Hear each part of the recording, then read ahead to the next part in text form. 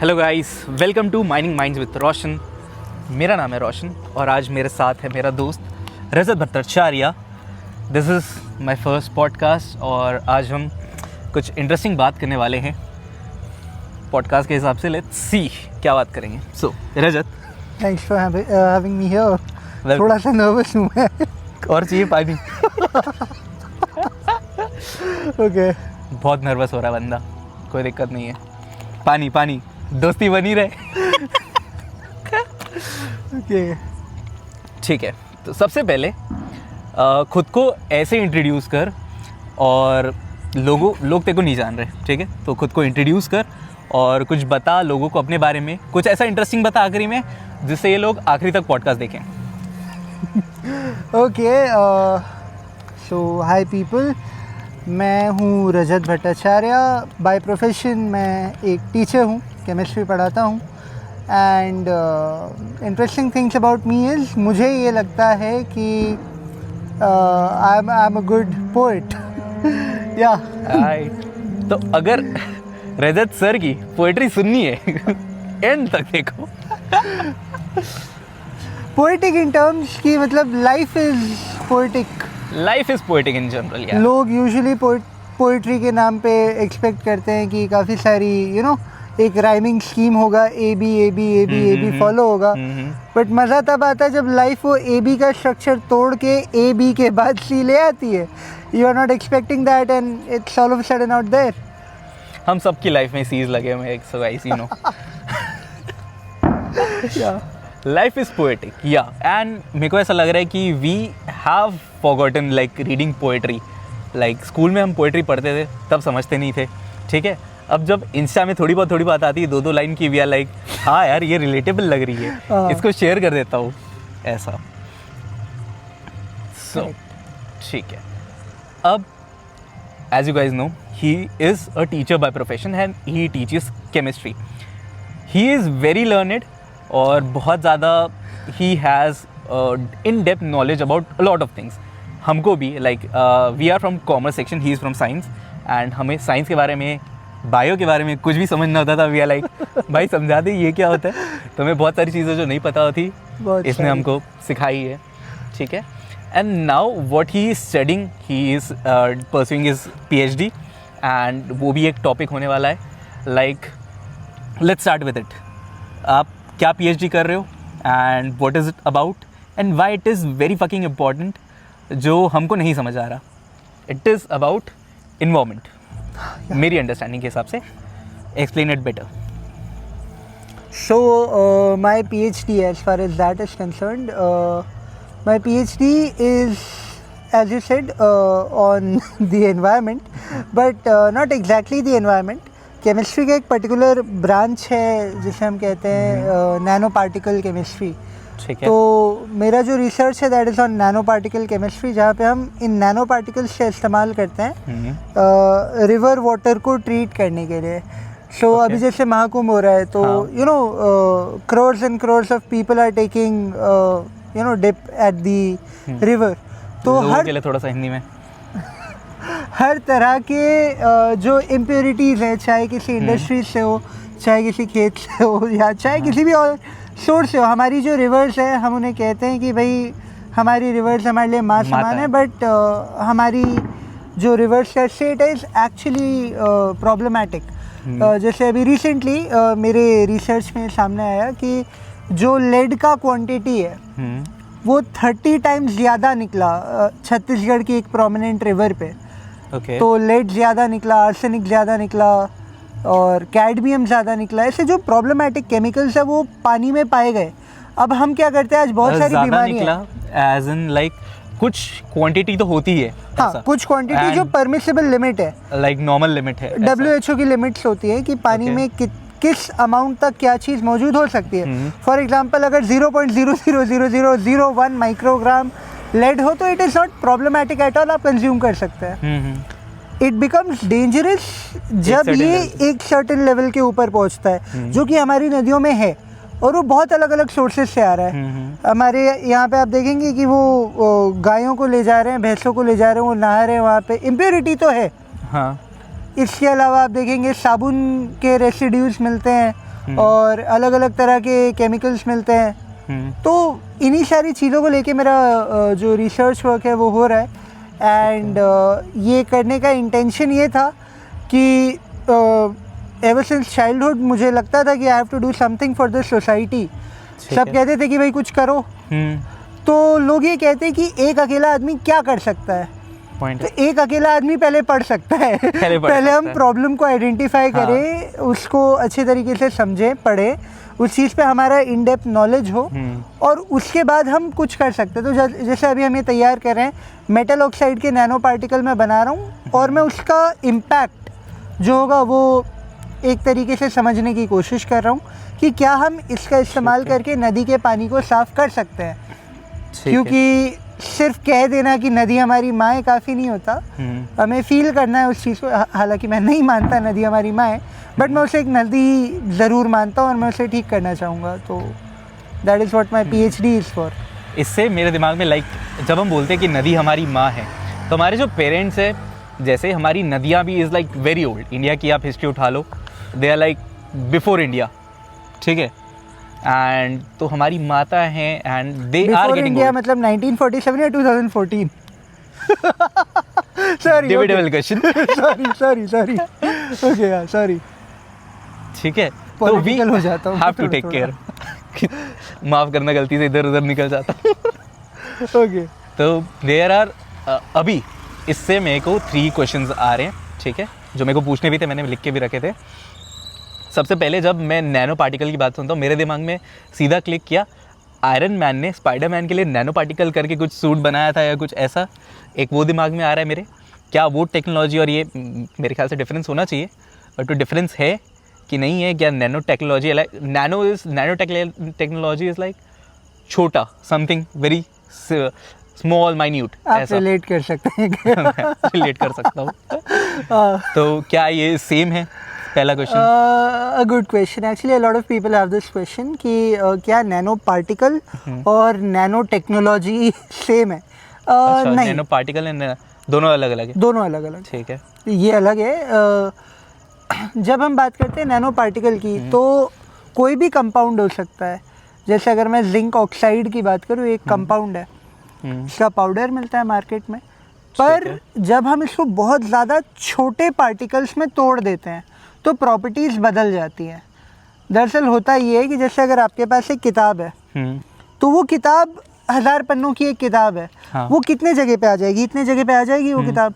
पर अगर आप 1000 के 1000 पन्नों को निकाल करके बिछा दें, तो आप देखते हैं कि सरफेस एरिया वो बहुत बड़े एरिया को कवर करने लगता है। तो जितना ज़्यादा छोटा करते हैं आप किसी पार्टिकल को, सरफेस एरिया बढ़ जाता है।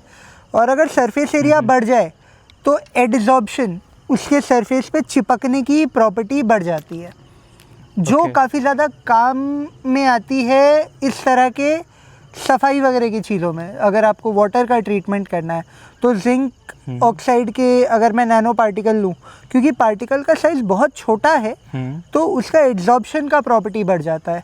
Nano technology on the other hand is something totally different. उस पार्टिकल की प्रॉपर्टीज़ हो गई, जैसे उसका लाइट के साथ इंटरैक्शन, फोटो कैटालिसिस, ये सब नैनो टेक्नोलॉजी में आएगा। मेरा जो है जो कोर है वो पार्टिकल्स के साथ है। ठीक है, बेसिकली हम ट्राई कर रहे हैं कि हम एक नैनो टेक्नोलॉजी से राइट, कि हम नैनो पार्टिकल से तो हम ट्राई कर रहे हैं कि हम नैनो पार्टिकल्स के थ्रू सॉल्व करें। हाँ, एक तरीके जो वाटर पॉल्यूशन है, जो नदियों में पॉल्यूशन है, उसको हम सॉल्व कर रहे हैं। हाँ। इसके लिए अब ये जो टेक्नोलॉजी है और तो जो पीएचडी कर रहा है, ठीक है, is our education system good enough currently कि वो चीज़ें हमें सिखा पाए कि, और वो जो टेक्नोलॉजी है या जिस लेवल पे तू पढ़ रहा है, लाइक पीएचडी कर रहा है इंडिया में, like one of the highest level of education जहाँ पे आप जा सकते हो। इसके बाद एंड क्या उस लेवल पे क्या हमको एजुकेशन सही मिल रही है? You also teach to the students, ठीक है। So you know both the education levels कि एक बेसिक मिनिमम एजुकेशन लेवल क्या है हमारी कंट्री में, and highest level in term, not in terms of quality speaking, but highest level जहाँ तक आप जा सकते हो, आप कहाँ तक पढ़ाई कर सकते हो, इज़ लाइक पीएचडी आप कर सकते हो। तो उस पढ़ाई में एंड बेसिक और हमारे एजुकेशन सिस्टम क्या हमको वो क्वालिटीज़ दे रहा है जो हमको चाहिए इन फ्यूचर? क्या वो चीज़ें सिखा रहा है हमको? That is a very layered question, I have to appreciate. काफ़ी अच्छा सवाल है। अलग अलग लेवल्स पे प्रॉब्लम है अगर हम देखें तो। जो एजुकेशन है, पूरा एजुकेशन सेक्टर को हम बांट सकते हैं। प्री प्राइमरी में बांट दिया, मिडिल में बांट दिया, सीनियर सेकेंडरी में बांट दिया, फिर हायर स्टडीज़ में बांट दिया। ठीक है। तो क्योंकि अभी तो बात हम पीएचडी की कर रहे थे, तो अगर यहाँ से शुरू करूँ मैं, तो पीएचडी में बहुत सारी प्रॉब्लम्स है। जैसे entrance exams, it is a very tedious job for someone to crack that exam। मतलब सेंट्रल एग्ज़ाम जो हो रहा है वो क्रैक कर पाना काफ़ी डिफ़िकल्ट है किसी ऐसे इंसान के लिए जिसके पास उसके रिसोर्सेज नहीं है। जैसे मेरे लिए पर्सनली अगर मैं बात करूँ तो I was a student, I was also doing a job at that time जब मैं पीएचडी शुरू कर रहा था। तो ये काफ़ी ज़्यादा मुश्किल हो सकता है बिना एक सॉलिड बैकिंग के किसी के लिए भी इस एग्ज़ाम को क्रैक कर पाना, क्योंकि आपको बहुत समय देना होता है, बहुत टाइम डेडिकेट करना होता है। सारे टॉपिक्स मैंने भी दिया यूजीसी नेट का एग्ज़ाम, बट वो निकला नहीं। तो आपको प्राइवेट यूनिवर्सिटीज़ की तरफ जाना होता है, बहुत सारी चीज़ें होती है, which is not the best. अगर आप क्योंकि देखिए होता ये कि अगर आप यूजीसी नेट क्लियर कर ले तो आपको स्टाइपेंड मिलता है, जेआरएफ के लिए सारी चीज़ें होती है, बढ़िया होती है, वो काफ़ी अच्छी है। बट जस्ट बिकॉज आपका मन है आप जा नहीं सकते। ठीक है। तो मेरे को पता भी नहीं था यार, लाइक पीएचडी तो ऐसे परस्यू कर सकते हैं, मुझे पता नहीं था कि यार उसके लिए पीएचडी के लिए भी एक एंट्रेंस एग्ज़ाम होता है। एंट्रेंस एग्ज़ाम होता है, बिल्कुल होता है। यूजीसी कंडक्ट कराता है, साल में 2 बार इनिशियली होता था। यूजीसी नेट का एग्ज़ाम होता है। प्रॉब्लम ये है कि और वो जो नेट का एग्ज़ाम भी वो भी अलग अलग लेवल पे होता है। जैसे अगर आपको किसी यूनिवर्सिटी में लेक्चरर बनना है तो आपके लिए मतलब एक क्राइटेरिया अलग होगा उस पर लेक्चररशिप का। अगर आपको साइंटिस्ट बनना है तो जेआरएफ उसमें अलग होगा। तो ये जो एग्ज़ाम है इसे निकाल पाना it's not a child's play. इस लेवल की तैयारी हमारे इंस्टीट्यूट्स हमें नहीं करा रहे, ना हमारे एमएससी के टाइम हमें मिल रहा है ये, ना बीएससी में मिल रहा है। स्कूल तो सिर्फ 2 ही कोर्सेज मुझे लगता है सपोर्ट करते हैं, या तो आप डॉक्टर बने या इंजीनियर बने। तो जो प्रिपरेशन है वो सही तरीके से हर किसी को नहीं मिल पा रही है। आप देखेंगे कि इस तरह की प्रिपरेशन के लिए आपको बहुत समय डेडिकेट करना है, जिसके लिए this is a full time job, उसके लिए पढ़ना ही। तो that is a difficult task to crack that job. फिलहाल अभी ये देखते हैं। ठीक है। एंड लाइक जैसे जिस भी लेवल पे जिस भी प्रोफेशन में आप जाते हो और उसमें एंट्रेंस एग्ज़ाम टफ होते हैं, तो मैंने जनरली ये नोटिस किया because I am from marketing and sales background, तो उसकी कोचिंग इंडस्ट्री बहुत तगड़ी होती है, बहुत ज़्यादा पैसे कमाती है। आज भी coaching industry like whatever course you take, CA ले लो आप, यूपीएससी वगैरह ले लो, उसमें कोचिंग्स बहुत ज़्यादा पैसे कमा रही है। तो क्या इसकी भी कोचिंग इंडस्ट्री है, एग्जिस्ट करती है, और क्या वो अच्छे खासे पैसे कमा रही है? That is a good industry to be in. जैसा मैंने बताया कि 2 तरह के लोग हैं। या तो आप इस देश में पीएचडी करेंगे या आप पैसे कमाएंगे। अगर आपका एम कहीं से भी पैसे कमाना है तो आप पीएचडी तो नहीं कर रहे होंगे। ये मेरा खैर व्यक्तिगत मेरा ओपिनियन है, क्योंकि if you really want to make money you will not pursue PhD. Like, this is not the field you should go in. So if you want to make money. Coachings are also not making as much money as they should. They're not. हाँ, जबकि entrance difficult है तो भी नहीं।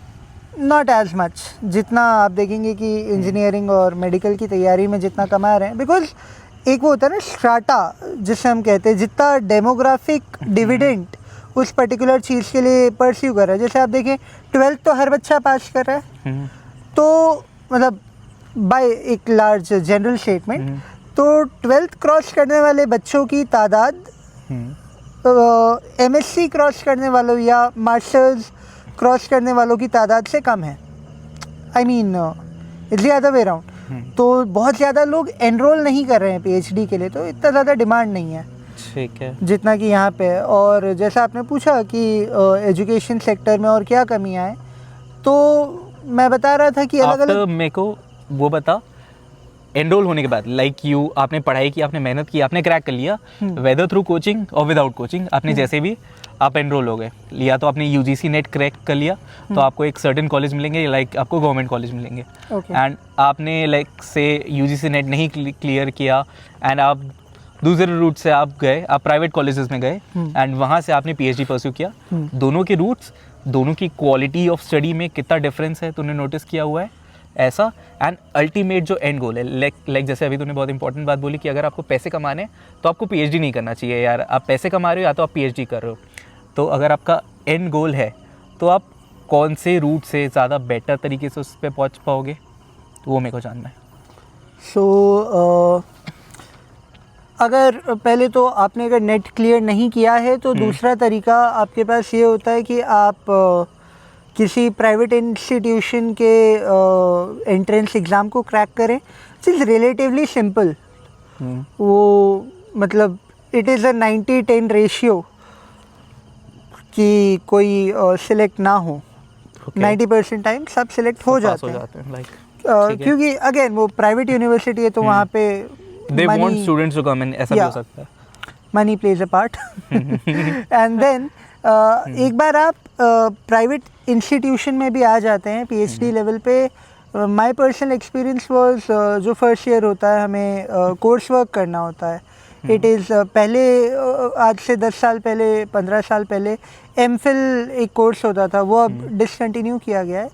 तो वो MPhil के जगह पे एमफिल होता था कि आपको पढ़ाया जाता था कि पीएचडी कैसे करनी है। वो अब पीएचडी का हिस्सा है, कोर्स वर्क में आता है वो, जहाँ पे आप पढ़ते हैं कि किस तरीके से पीएचडी करनी है, रिसर्च एथिक्स क्या होते हैं, फिलॉसफी क्या है, इस तरह के काफ़ी सब्जेक्ट्स होते हैं। एक आपका कोर सब्जेक्ट भी होता है, फंडामेंटल्स ऑफ कंप्यूटर होता है, तो वो सारी चीज़ों के बारे में पहले 1 साल पढ़ाया जाता है। फिर डीआरसी होता है, एक डिपार्टमेंटल कमेटी होती है जो बेसिकली आपका एक इंटरव्यू होता है वो लेती है, और उसके बाद आरडीसी होता है जहाँ पे बाहर से एक्सटर्नल्स आते हैं एंड आपसे कहा जाता है कि भाई आप अपना जो पिच है आपके पीएचडी के लिए वो पेश करें। तो आप पीएचडी के लिए अपना पूरा जो प्लान है वो उनके सामने रखते हैं। रिव्यू कमेटी होती है वो, pitch as in Shark Tank पे जो हम पिचेस देखते हैं, लाइक सिमिलर टू दैट, काफ़ी हद तक सिमिलर। आपको बताना होता है कि यहाँ पे जो हम रिसर्च करना चाह रहे हैं उसका सिग्निफिकेंस क्या होगा, किस तरीके से वो लोगों की लाइफ पे इम्पैक्ट डालेगा, ये सारी चीज़ें उनको हम we try to convince them.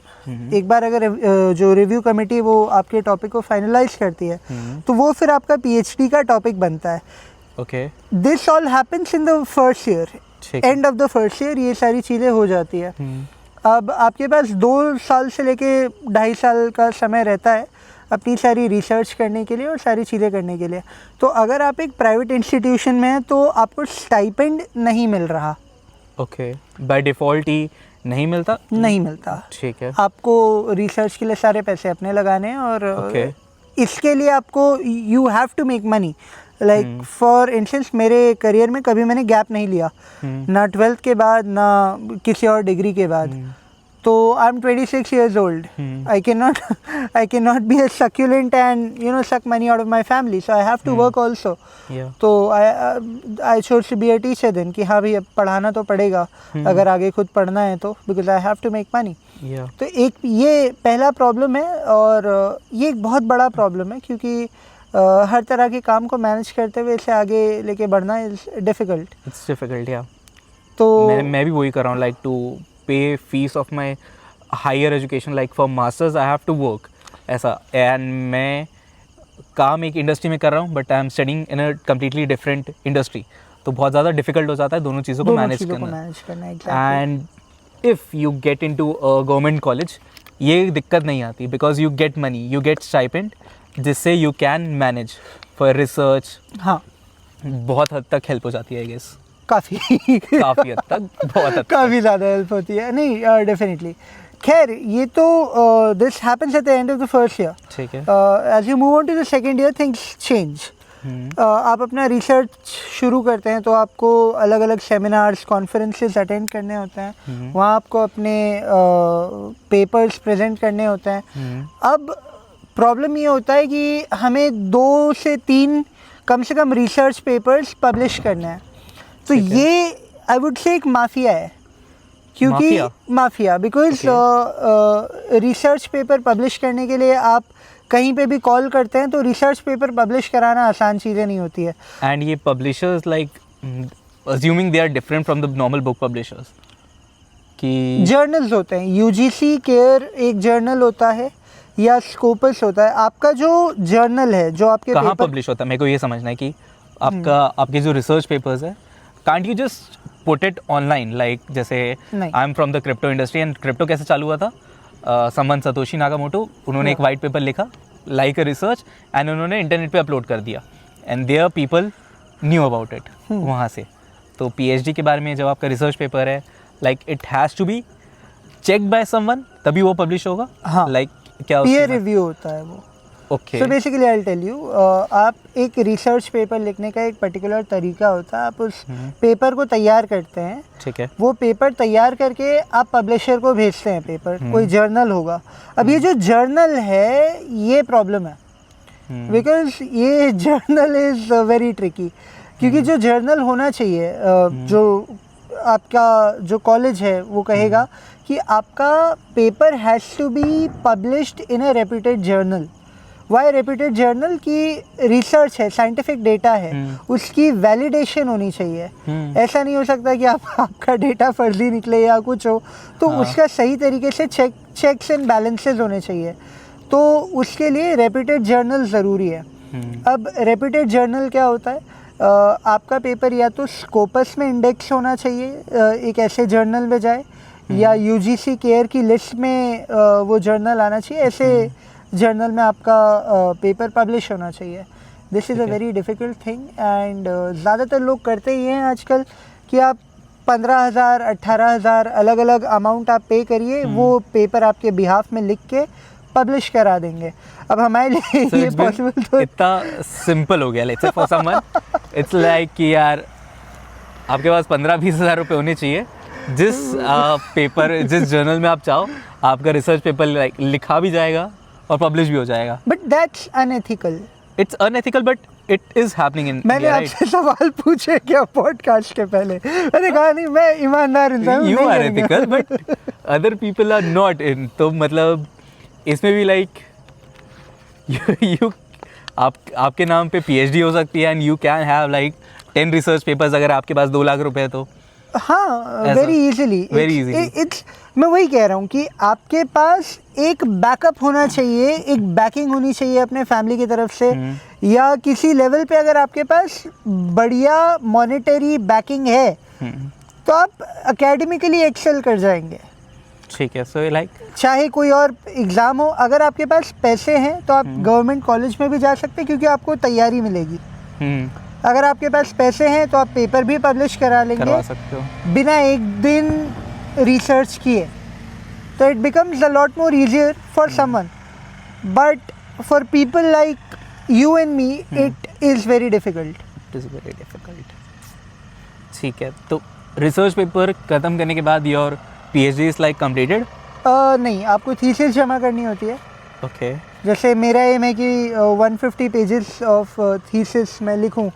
It is my entire learning of these 3 years। Thesis is something your learning of 3 years? हाँ, मेरे रिसर्च क्या होता है? What do you mean by thesis? आपका रिसर्च का कंप्लीट डेटा। ओके, वहाँ पे आप सब बताते हैं कि आपने क्या सीखा, कैसे सीखा, क्या प्रोसेसेस आपने करे, एंड अल्टीमेटली क्या रिजल्ट निकल के आया, फ्यूचर एस्पेक्ट्स क्या होंगे, वो सारी चीज़ें। It is a comprehensive document. It's sort of a book that you write. ठीक है, the complete knowledge of whatever you have done with सारे रिसोर्सेज, साइटेशंस उसमें होने चाहिए। Got it. What after this, like you somehow you manage to complete the PhD, like आपने बहुत अच्छी मेहनत की, आपने यूजीसी नेट क्रिएट का क्या कर लिया, आपने यूजीसी नेट क्लियर कर लिया, आपने नेट निकाल लिया, इसके बाद आप अच्छे गवर्नमेंट कॉलेज में चले गए जहाँ पे आपको पैसे भी मिल रहे हैं एंड आपने पढ़ाई कर ली, आपने रिसर्च की, 2-3 साल रिसर्च करके थीसिस लिख के आपकी पीएचडी ख़त्म हो जाती है फिर। एंड या तो आपने दूसरे रूट से कर लिया, आपने यूजीसी नेट आपका नहीं क्लियर हुआ for what ever reason that might be, फिर आप प्राइवेट कॉलेज का आपने एंट्रेंस निकाला, प्राइवेट कॉलेज में आपने किया, एंड देन वहाँ पर आपने अपना पेपर लिखा, सबमिट किया, पब्लिश करवाया, एंड उसके बाद आपने अपनी थीसिस कंप्लीट की, उसके बाद आपका पीएचडी इज़ डन। यहाँ पे like you go through the whatever you, let's take an example, तूने जैसे गवर्नमेंट वाला किया, यूजीसी नेट क्लियर किया, एंड मैंने प्राइवेट कॉलेज पे किया, ठीक है। अब आज की डेट पे हम दोनों की पीएचडी ख़त्म हो चुकी है, let's say we are in the similar subject और सिमिलर जोन, ठीक है। अब क्या, what is the next step दोनों के लिए, क्या journeys how different it is, and मेरा मेन क्वेश्चन ये है कि अल्टीमेट गोल पे क्या फ़र्क पड़ेगा। पीएचडी कंप्लीट करना इज़ वन थिंग, आपने सीखा, आपने कुछ रिसर्च किया, बट उस रिसर्च से आई डोंट थिंक कि एक्चुअल इम्पैक्ट कुछ आया। तो उस रिसर्च से हमने कोई चीज़ सीखी होगी कि this works like this, these are the problems, and PhD के बाद we might have identified some crucial problems. हमारी रिसर्च के तो अगर हमने अच्छी रिसर्च की है तो वी माइट हैव आइडेंटिफाइड कि अच्छा ये प्रॉब्लम्स हैं। नाउ उसका सॉल्यूशन क्या, क्या पीएचडी में हमारा काम यही है कि we identify good problems and tell the world, कि we also provide the solutions? No, it is about providing solutions. जैसे दो डिफरेंट रूट्स हैं, it is actually your goal oriented, it differs person to person कि आप क्या चाहते हैं अपनी पीएचडी से। तो for someone who is looking, ज़्यादातर लोग जो पीएचडी कर रहे हैं it is usually for a academic post. Okay, तो अगर वैसा कुछ है कि आप किसी ऑर्गेनाइजेशन पे अपना पीएचडी यूज़ करना चाहते हैं for an academic purpose, nothing wrong with that. वो एकेडमिक पर्पस है कि आप कोई पोस्ट लेना चाहते हैं कहीं पे, फॉर एग्जांपल आप कोई जॉब लेना चाह रहे हैं, सब ठीक है, precisely that. In simple terms आप पीएचडी क्यों कर रहे हो? क्योंकि आपको फलाने कॉलेज में, फलाने स्कूल में आपको प्रिंसिपल बनना है, या आपको कोई नौकरी चाहिए वहाँ पे। नहीं, प्रिंसिपल तो नहीं बनेंगे आप स्कूल में, आप कॉलेजेस में असिस्टेंट लेक्चरर बन सकते हैं, आप असिस्टेंट प्रोफेसर बन सकते हैं, वहाँ से फिर आगे बढ़ते बढ़ते प्रोफेसर, एचओडी, आप अलग अलग पोस्ट पे जा सकते हैं। Basically taking a job in a college. हाँ, ये लोग precisely. How many percentage of people you think do this? Out of 100 people जो पीएचडी कर रहे हैं, कितने लोग take this route on an average? 99% people, because they want to get into that. Okay. I'm telling you the difference between both the routes. तो अगर आप job के लिए अप्लाई कर रहे हैं, इट इज़ वेरी नेचुरल कि जो क्रेडिबिलिटी है, अगर आप एक गवर्नमेंट कॉलेज से आते हैं तो आपका क्रेडिबिलिटी ज़्यादा होगा।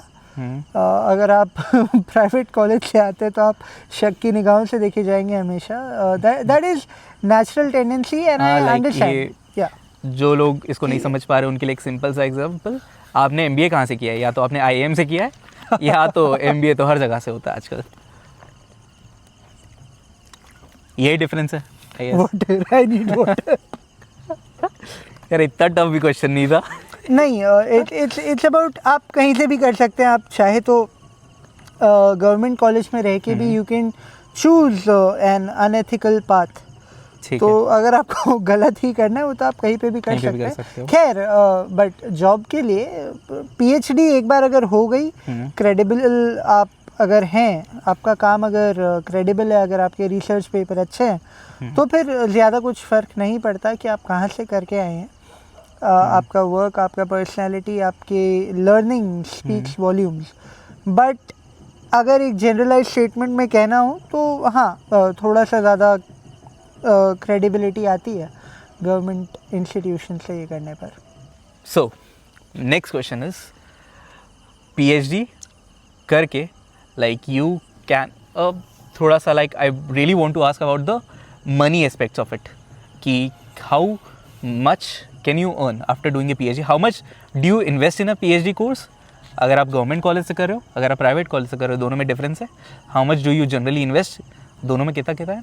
How much return you can expect? Like आपको पहले साल नौकरी मिलती है, आप कितना एक्सपेक्ट करते हो फिर रिटर्न ऑन इन्वेस्टमेंट बेसिकली? बहुत कमर्शियल बहुत कॉमर्स का सवाल है, बट ठीक है। हिंदियों में that is a way to put it. Yeah. ठीक है, जो गवर्नमेंट इंस्टीट्यूशंस हैं वहाँ पे जो फीस है एक नॉमिनल अमाउंट होता है, इनफैक्ट वो तो आपको पे कर ही रहे हैं ना स्टाइपेंड के फॉर्म में, तो वो कम होता है। बट अगर आप प्राइवेट की बात करें, एक फिगर लाइक गवर्नमेंट कॉलेज में आप कितना खर्चा हो जाता है आपका? मैं प्रधानमंत्री नहीं हुआ हूँ बिना तो फैक्ट एंड फिगर्स के मैं कैसे बता सकता हूँ, बट अगर किसी को पता है तो कमेंट करो जी।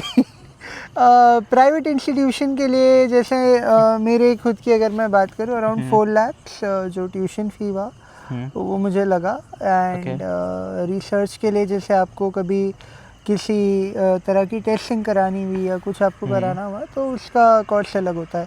You have to bear all the cost. जैसे केमिकल्स अगर आपको ख़रीदने हुए तो वो सारा आपके हेड पे होता है, तो वो पूरा कॉस्ट। तो I would say anything around 5 to 5.5 lakh ये 2022 से 25 नवंबर तक मैं कह सकता हूँ। अगर कोई मेरे साथ कर रहा होगा तो उन्हें लगभग इतना पड़ा होगा। ठीक है, अराउंड 5 to 6 lakhs। ठीक है, and how much do you expect to earn? Like you finish your PhD, आपने PhD ख़त्म किया and you start working as a working professional after completing your PhD, how much is the average salary a person can make? At an average 50 to 60,000 per month. Yeah, to start with ये Okay. होना चाहिए। But then again it also depends कि आप क्या कर रहे हैं। For example, I as an individual, I'm not choosing to go for a college or a university to teach. I would want to continue in a school. Okay. So because as I told you, it is my PhD is not for the purpose of a making job. money, yeah. It is completely knowledge oriented. तो it depends upon your purpose कि आप क्या choose कर रहे हैं, कौन से college पे जा रहे हैं। वहाँ पे भी अगर एक सेंट्रल यूनिवर्सिटी होगी तो उनका पे कमीशन के नॉर्म्स के हिसाब से पेमेंट अलग होगा।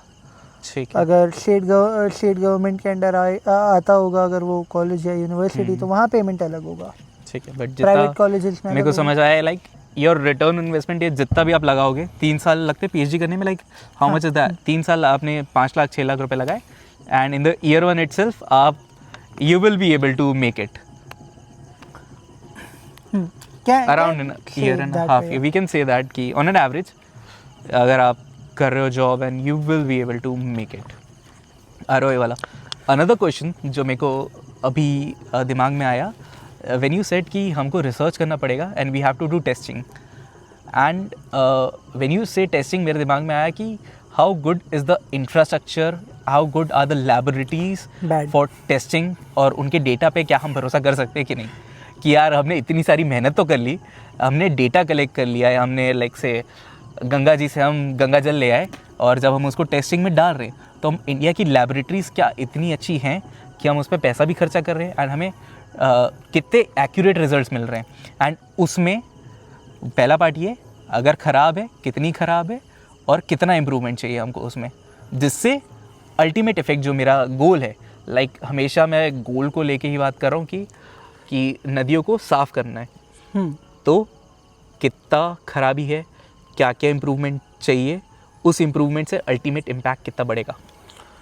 Okay, to begin with colleges में जो इंफ्रास्ट्रक्चर होता है वो अक्सर नाकाफ़ी होता है। फॉर एग्जांपल आप 2 या 3 तरह की बेसिक जो टेस्टिंग होती है वो आप करवा सकते हैं, क्योंकि जो मशीनरी है इस तरह के टेस्टिंग के लिए इट्स वेरी कॉस्टली। रायपुर में भी अगर आप देखें तो जैसे मुझे अगर किसी तरह के टेस्ट कराने हो तो अक्सर या तो मशीनें ख़राब होंगी, जो रेप्यूटेड ऑर्गेनाइजेशन से अगर आप वहाँ पे भी बात करें तो मशीनें आमतौर पे ख़राब होंगी या कुछ और प्रॉब्लम होगा। मेरा भाई भी वैसे इनटू सिमिलर फील्ड, तो उसने मुझे बताया था लाइक हमारा जो रायपुर की टॉप यूनिवर्सिटी है रविशंकर यूनिवर्सिटी, वहाँ पे लाइक जो मशीन है इस लाइक 3-3.5 करोड़ की कोई मशीन वहाँ पे ख़राब पड़ी है एंड उसको रिपेयर कराने के लिए आपको 3-3.5 लाख रुपए आपको लगेंगे to just make it work या कुछ उसी मशीन की मैं बात कर रहा हूँ। उसके बहुत चर्चे हैं तो फेमस इन रायपुर अपेरेंटली। इसके अलावा IIT जो भिलाई है आई गेस वहाँ पे भी मशीन्स, मतलब मेरा टेलीफोनिक कॉन्वर्सेशन था मुझे ये बताया गया कि उसके लिए वेटिंग पीरियड काफ़ी ज़्यादा है। ओके, जहाँ मशीन सही है ऑब्वियसली वहाँ लोग टेस्ट waiting करा period- रहे हैं तो हाँ। तो ऐसे में अगेन फिर चीज़ें यही आती है कि जो इजीली अवेलेबल होगा इंसान उस रूट पे जाएगा, और जो इजीली अवेलेबल है वो है प्राइवेट प्लेयर्स। तो प्राइवेट प्लेयर्स पे जैसे अगर वाटर क्वालिटी की टेस्टिंग की हम बात करें तो 5200 रुपीज़ लगेगा आपको 32 पैरामीटर्स का वाटर का टेस्टिंग कराने में। Okay. अभी रायपुर में ये जो टेस्ट है बहुत ज़्यादा रिलायबल नहीं है, तो मैंने पर्सनली लखनऊ भेजे हुए थे sample in terms testing of के लिए। एक्यूरेसी लाइक रायपुर वाला कितना एक्यूरेट है? साइंटिफिक एक्यूरेसी के बेसिस पे नहीं, मतलब बहुत accurate ज़्यादा नहीं है। रिलायबल नहीं है। So can you for my reference can क्या परसेंटेज में बताना कि like it's like percentage of accurate error है यहाँ पे जो मार्जिन ऑफ एरर है वो ज़्यादा होगा, क्योंकि रिसर्च लैब्स नहीं है प्रॉपर यहाँ पे, क्वालिटी कंट्रोल नहीं होता, जो स्टैंडर्ड्स है वो प्रॉपर नहीं है। तो I personally have sent 2 of my samples to Lucknow. वहाँ पे जो लैब्स है वो जो रिपोर्ट है वो जनरेट करके देती हैं, और वहाँ पे बाकायदा सर्टिफिकेट मिलता है आपको कि हाँ हमारे यहाँ से टेस्टिंग हुई है, सारी चीज़ें हुई हैं, और बेटर है वो। Accurate like close to accurate? They are closer to accuracy, but we can trust their data. हाँ मतलब you can rely on that data of course, yes. ठीक है। बट इसमें प्रॉब्लम ये हो जाता है कि आप अगर सैंपल बाहर भेजते हैं तो वाटर इज़ अ सैंपल जो कि आप भेज सकते हैं बाहर कहीं पे, ऐसा कोई प्रॉब्लम नहीं, आपने बॉटल में बंद करा, सील करा, भेज दिया।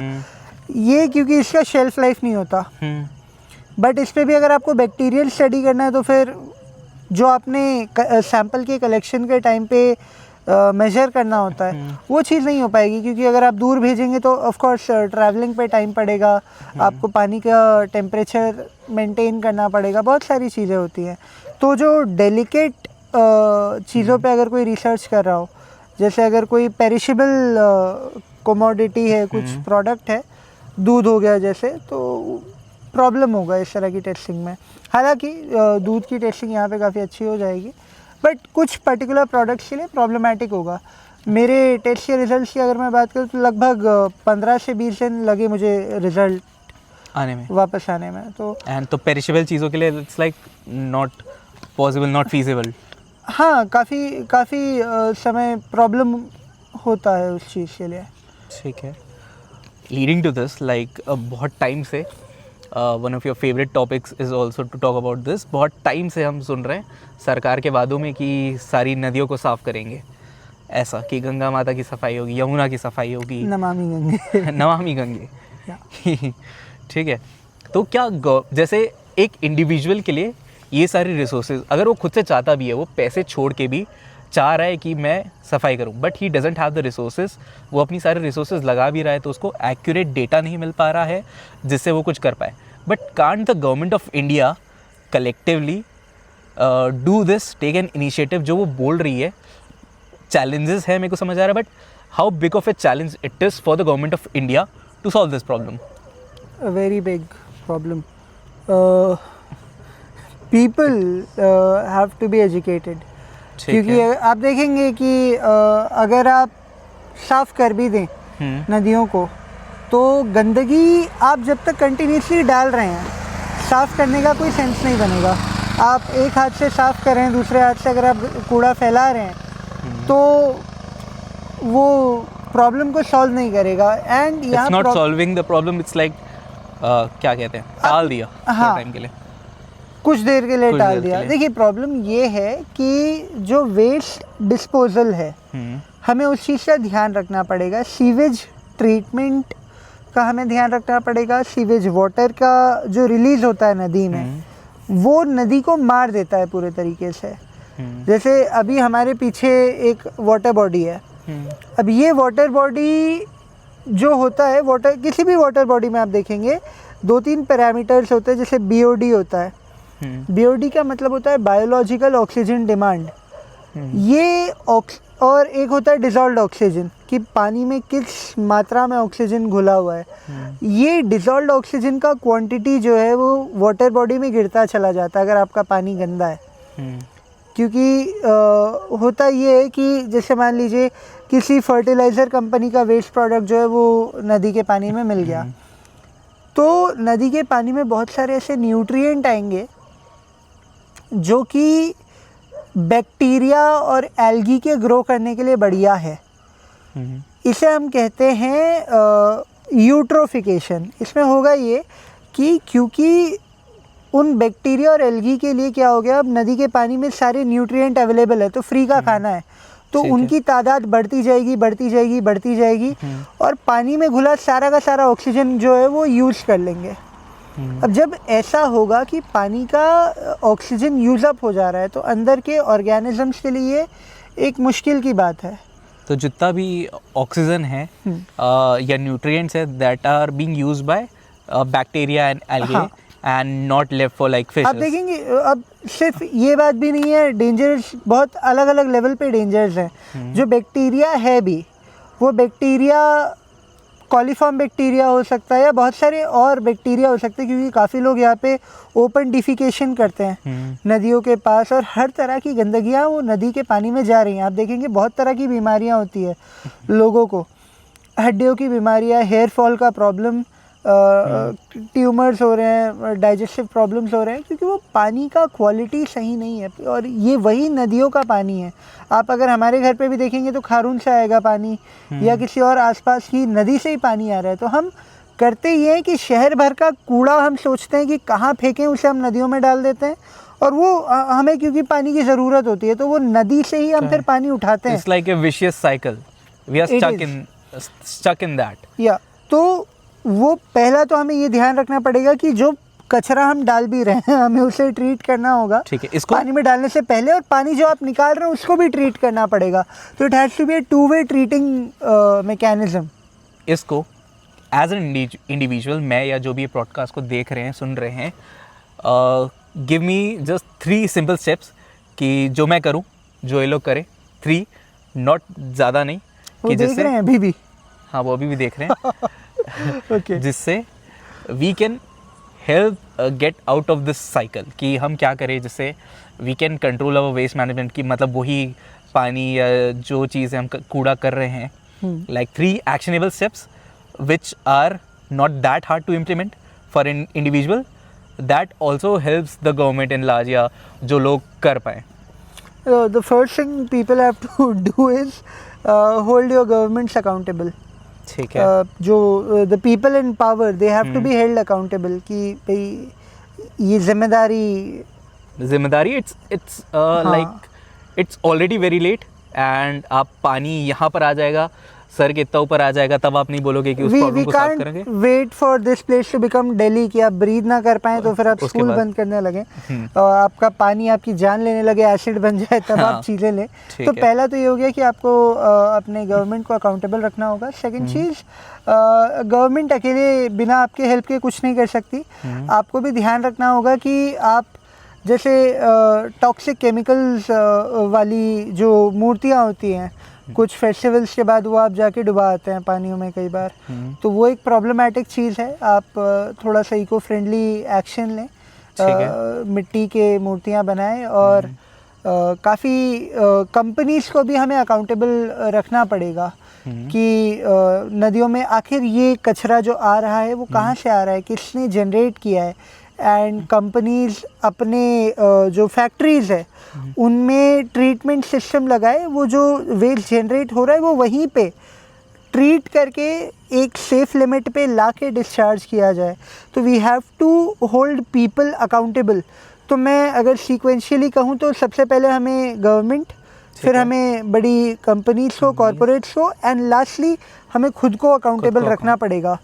तो हम शुरू कर सकते हैं अपने आप को अकाउंटेबल रखने से, या हम यहाँ से शुरू कर सकते हैं and then we can take it to the next level. या समझ गए? Right, alright, that's it from my first podcast. कुछ सीखे, नहीं सीखे, अच्छी लगी वीडियो तो लाइक करो, नहीं अच्छी लगी तो 2 बार डिसलाइक करो, एंड या bye bye. Thank you okay, हो गया भाई, हो गया। कैमरा चालू है? हाँ चालू है।